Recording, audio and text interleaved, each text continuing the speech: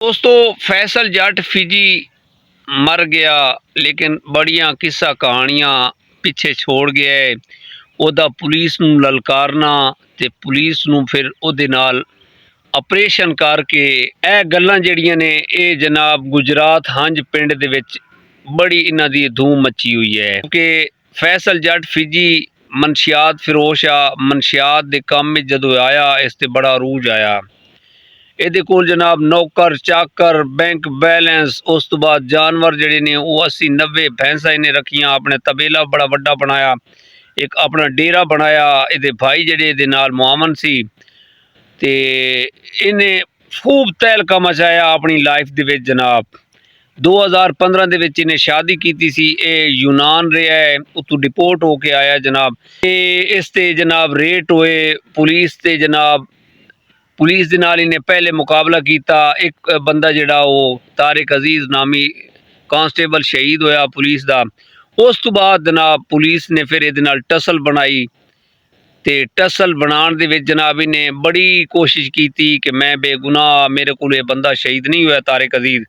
इन्हें पिंड दे विच ऐलान किए हर बंदे नूं इन्हें दस्सिया जिरगे बुलाए लेकिन यदि कोई गल नहीं सुनी गई। इन्हें अपने भाई हत्ता के 3 भाई भेजे थाने जिला गुजरात का जिहड़ा तहसील लेवल ते थाना है सी जनाब ते उत्थे इन्हें अपने बंदे भाई भेजे अपने आप नूं बेगुनाह ही साबित करन कान लेकिन फिर भी यदि नहीं मनी गई। फिर जनाब इहदे पुलिस ने इहदे डेरे नूं अग लाई इहदी गड्डी नूं साड़ दिता इहदा डेरा तहस नहस किया ते फिर जनाब ये 2 दिन गायब रहा। गायब होने तो बाद जनाब फिर इन्हें आके ते जदों इन्हूं पता लगा कि मेरा इतना नुकसान हो गया है फिर इन्हें ललकारिया पुलिस नूं मस्जिद दे विच जाके लाउड स्पीकर दे विच इन्हें ऐलान किया कि आओ कोई माई दलाल है मेरा मुकाबला करे अगर मैं नस गयूं तो मैं जट ना क्यों। उस तो बाद तकरीबन पुलिस नूं जदों पता लगा कि जनाब फैसल जट फिजी अपने पिंड दे विच आ गए अपने घर दे विच आ गए ते पुलिस भारी नफरी दे नाल जिला गुजरात दी पुलिस जिहड़ी आई जनाब ओवरऑल तहसीलों के विचों स्टाफ दा इकट्ठा होके आवना ते फिर जनाब इहदे कोल असला बारूद इन्हें बड़ा इकट्ठा कर लिता ते मैं पुलिस दा मुकाबला कर रहा। कुछ इहदे नाल बंदे आए जिहड़े इहदे मुंशी टाउट टाइप आए कुछ बंदे नस गए।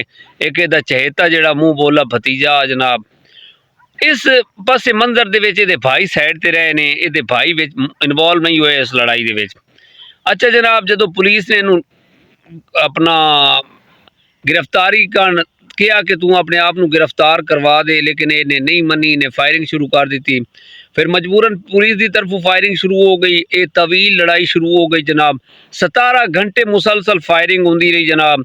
फैसल जट की तरफों ग्रनेड तक फेंके गए जनाब। फिर पुलिस ने भी शैल ग्रनेड का इस्तेमाल किया जनाब कि सुनने चाह रहा बंदे दे कुछ जिहड़े तजदीद निगार हैं या कुछ उतों दे बंदे शाहिदीन हैं उन्होंने बंदे ने यह दस्सिया कि जनाब दे हाथ दे विचों ग्रनेड फटिया और इसकी हलाकत हुई है।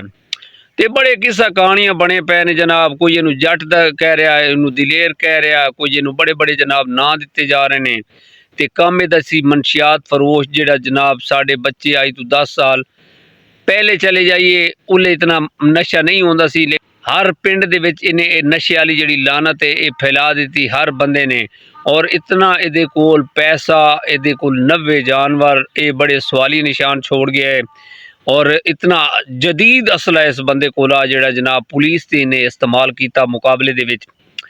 और जनाब उस तो बाद जनाब जदों इहदी हलाकत हुई पिंड दे विच जनाब पुलिस ने नामालूम अफराद तकरीबन 20 तो 22 बंदे ते जनाब FIR कट्टी ते बंदे दे विच पिंड दे विच अफरा तफरी मच गई कि यार साडा मुंडा जाएगा साडा मुंडा ते बंदियां ने जनाब रुख किया MNA नसीर साहब दियां उत्ते गए ने उत्ते जिरगा बुलाया है उत्ते रिक्वेस्ट की है कि यार मेहरबानी कर साडे बच्चे नूं बचा लै ये बेगुनाह ने ओवरऑल ते वो जनाब पुलिस ने उहदे 5 भाइयों नूं गिरफ्तार किया। फिर सुनने चाह रहा जनाब वकील ने जनाब उन्होंने जमानत करा ली सी और तकरीबन पुलिस के रेट हो रहे ने ते जिन्ना जनाब उल्ले खर्चे मरचे फैसल जट के नारे मार के इतना पैसा लै रहे सी हुण उन्हां दी आपत बनी जा रही है कि हुण असी नहीं बचदे ते ये उदों काम नहीं करने सी जिहड़े अज हुण पुलिस तो छुप रहे ने ਤੇ ਅਸੀਂ ਦਾਤ ਦਿੰਦੇ ਹਾਂ ਅੱਜ ਦੀ ਪੰਜਾਬ ਸਾਹਿਬ ਨੂੰ, ਜਿਨ੍ਹਾਂ ਆਪਰੇਸ਼ਨ ਕਰਕੇ ਇਹ ਜਿਹੜਾ ਮਨਸ਼ਿਆਤ ਵਾਲਾ ਕੰਮ ਆ